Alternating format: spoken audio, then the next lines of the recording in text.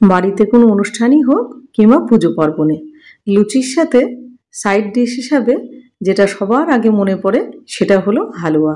আর সেটা আমরা বেশিরভাগ সুজির হালুয়াই করে দিই। নমস্কার, কেমন আছেন সবাই? নিশ্চয়ই খুব ভালো আছেন। বাসন্তী রান্নাঘরে সবাইকে স্বাগত। আর আজকে যেটা আপনাদের সামনে তুলে ধরবো, দুর্দান্ত স্বাদ, বলতে পারেন অমৃত স্বাদ, সুজির মাখন্ডি হালুয়া। এই হালুয়া এমনি নর্মাল হালুয়ার চাইতে একটু আলাদা। সামনেই আসছে রাখি পূর্ণিমা এবং তারপরেই জন্মাষ্টমী। ভাইয়ের পাতেই হোক বা ঈশ্বরের চরণে কিংবা বাড়ির অন্য কোনো অনুষ্ঠানে এভাবে যদি হালুয়া করে দেন, ভগবান এবং ভক্ত দুইজনই কিন্তু প্রচণ্ড খুশি হবে।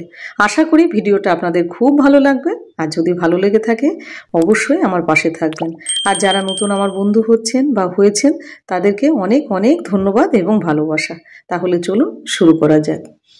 মাখন্ডি হালুয়াতে কি কি লাগছে সেটা একবার দেখে নিই। এই হালুয়ার একটা রেশিও আছে, এটা নর্মাল সুজির হালুয়ার মতো নয়। আর রেশিওটায় যদি আপনারা ফলো করেন তবেই কিন্তু স্বাদ সেই রকম হবে। আর যেহেতু সুজির হালুয়া সেহেতু সুজি তো লাগবে। মাখন্ডি হালুয়ার ক্ষেত্রে এই সরু সুজিটাই নিতে হয়, আমরা যেটা ঘরে সবসময় ব্যবহার করি। ঠিক এই যে এইরকম সুজি, ছোট দানার যেটা, এই সুজিটাই কিন্তু মাখন্ডি হালুয়াতে লাগে। এবার এখানে এক বাটি আমি সুজি নিয়েছি, এক বাটির কম, এবং সেই রেশিওতেই দেব। এবং এই বাটিটার মাপে আমি সব কিছু দেব। পৌনে এক বাটি সুজি নিয়েছি, এবার পৌনে এক বাটি নিয়েছি গুড়। আপনারা চাইলে চিনি দিয়েও করতে পারেন। চিনি এবং গুড় দুটোই মাখন্ডি হালুয়াতে ব্যবহার হয়। আর এই গুড়টা আমি গ্রেট করে নিয়েছি, গ্রেট করেই এক বাটি হয়েছে। আর আপনাদের দেখাচ্ছি গুড়টা কিরম ছিল। এই যে এইরকম শক্ত, এটা গ্রেটারের সাহায্যে গুড়টাকে আমি গ্রেট করে নিলাম। এবার আসি ড্রাই নাটসে। আপনার ঘরে যা আছে সেটাই আপনি দেবেন। আমি এখানে কাজু, আমন্ড এবং কিশমিশ ব্যবহার করছি। আপনারা চাইলে এর বেশি কিংবা এর কমও দিতে পারেন। আর যেটা সব থেকে প্রধান জিনিস সেটা হলো ঘি। এই মাখন্ডি হালুয়ার রেশিও হলো যতটুকু সুজি ততটুকু চিনি বা গুড় এবং ততটুকুই ঘি। কিন্তু আমি ঘি অতটা নেব না, আমি ঘি খানিকটা কমই নিলাম। তবু হাফ বাটির বেশি আছে, লাগলে পরে আবারও দেব। তবে আপনাদের ঘরে যদি ঘি না থাকে, তবে একান্তই যদি না হয় তবে তেল দিয়েও করতে পারেন, তবে ঘি দিয়ে বেশি ভালো হয়। এবার একটা বাটির মধ্যে সুজিটা ঢেলে নিলাম। আর এই বাটির মাপে আমি নিয়ে নেব 2 বাটি আগে থেকে জাল করা গরুর দুধ। আর দুধটা খুব ঠান্ডা কিংবা খুব গরম হলেও চলবে না। এবার দুধটা দিয়ে দিলাম। আর দুধটা হতে হবে একদম কুসুম গরম, তাতে সুজিটা ভালো ফুলবে। 2 বাটি দুধ আমি দিয়ে দিলাম এখানে। এবার একটা চামচের সাহায্যে ভালোভাবে দুধ এবং সুজিটাকে মিশিয়ে এটা মোটামুটি ঘন্টাখানিক ভিজিয়ে রাখলে ভালো হয়। তবে আমার হাতে অত সময় নেই, আমি মোটামুটি আধ ঘন্টা মতো এটাকে ভিজিয়ে রাখবো। আর এখানে গুড়টার মধ্যে জল দিয়ে দিলাম যাতে গুড়টাও মেল্ট হয়ে যায়। এখানে হেলথের কথা মাথায় রেখেই কিন্তু আমি গুড়টা দিলাম। আপনারা চাইলে যদি গুড় ভালো না লাগে তবে গুড়ের বদলে 1 বাটি চিনি আপনারা ব্যবহার করবেন। যা সুজি সেটাই চিনি। এবার আধ ঘন্টা পর ফিরে আসলাম। এবার কতখানি সোক করে নিয়েছে দেখুন সুজিটা। এবার এটাকে ভালো করে একটুখানি মিশিয়ে নেব।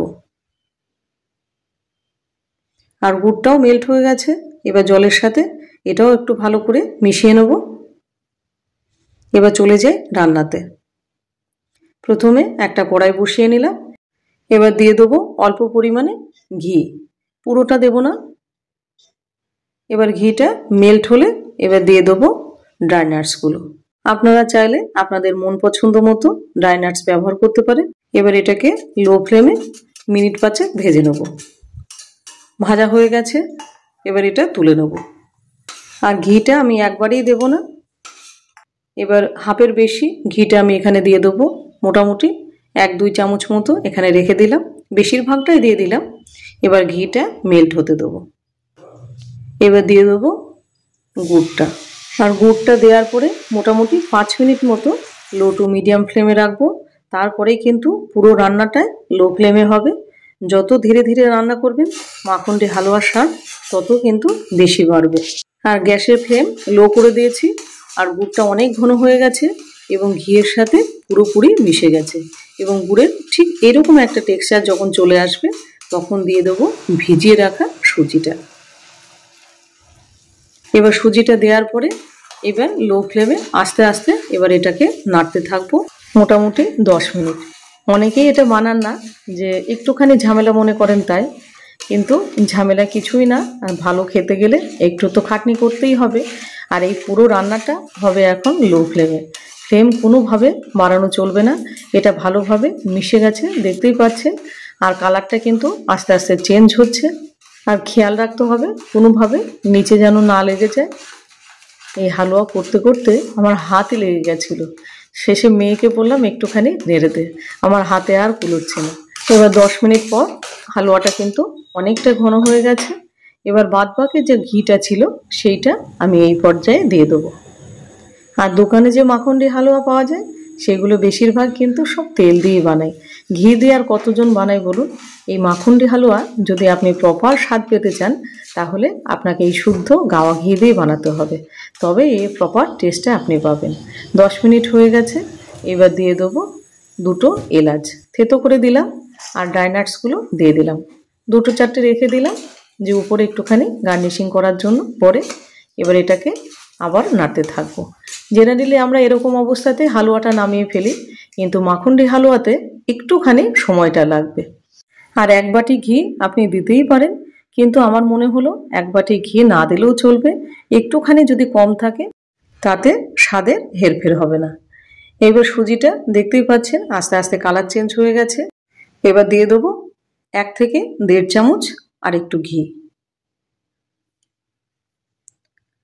এবার আবার ভালো করে নাড়তে থাকবো। আর সুজিটা দেখতে পাচ্ছেন একটু শুকনো শুকনো হয়েছে, এরপরেই আস্তে আস্তে কিন্তু ঘিটা ছাড়তে শুরু করবে। আর গ্যাসের ফ্লেম কিন্তু লোই রাখবেন, কোনোভাবেই কিন্তু এই পর্যায়ে বাড়াবেন না। আর আমি কড়াইটা একটুখানি চেঞ্জ করে নিলাম, কেননা ঘি ছাড়ার সময় একটুখানি ননস্টিক হলেই বেশি ভালো হয়, না হলে লেগে যাওয়ার সম্ভাবনাটা খুব থাকে। আর কালারটা দেখুন কি দুর্দান্ত এসেছে, আর বুঝতেই পাচ্ছেন এই হালুয়ার কিরকম স্বাদ হতে চলেছে। এবার আস্তে আস্তে এটাকে নাড়তে থাকবো মোটামুটি 5 থেকে 7 মিনিট।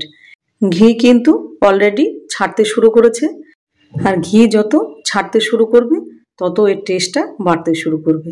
আর এই মাখন্ডি হালুয়ার গন্ধে সারা বিল্ডিং তথা সারা পাড়া মনে হচ্ছে ম ম করছে, এত সুন্দর গন্ধ বেরিয়েছে। এবার এই পর্যায়ে গ্যাসটা অফ করে দেবো। তাহলে আপনার বাড়িতে সামনে কোনো পুজো পার্বণই হোক কিংবা অনুষ্ঠানই হোক যদি আসে, তাহলে নিজে হাতে বানিয়ে দিন দুর্দান্ত স্বাদের এইভাবে মাখন্ডি হালুয়া। আর এর দেখতে যেরকম সুন্দর, এর খেতেও স্বাদ কিন্তু একদম অমৃত, সত্যি বলছি। এবার গরম গরম 2টো লুচি ভেজে এবার ঠাকুরের সামনেই দেন, আর নিজের ভাইকেই পরিবেশন করুন, আর বাড়ির অন্যান্য সদস্যদের দেন। খাওয়ার পরে তারপরে এক্সপ্রেশনটা দেখবেন তাদের মুখের। আর ভিডিওটা কেমন লাগলো, আশা করি ভিডিওটা আপনাদের খুব পছন্দ হয়েছে। এই দুর্দান্ত স্বাদের মাখন্ডি হালুয়া খুব সহজ করে আপনাদের দেখালাম। আর যদি ভালো লেগে থাকে অবশ্যই চ্যানেলটাকে সাবস্ক্রাইব করে, আর হ্যাঁ, আমার পাশে থাকতে আপনারা কিন্তু ভুলবেন না। আর সঙ্গে সুন্দর করে একটা কমেন্ট, লাইক এবং তার সাথে হাইপ করার অনুরোধ রাখলাম। আর ভালো থাকবেন, সুস্থ থাকবেন, আবার দেখা হবে অন্য কোনো ভিডিওতে।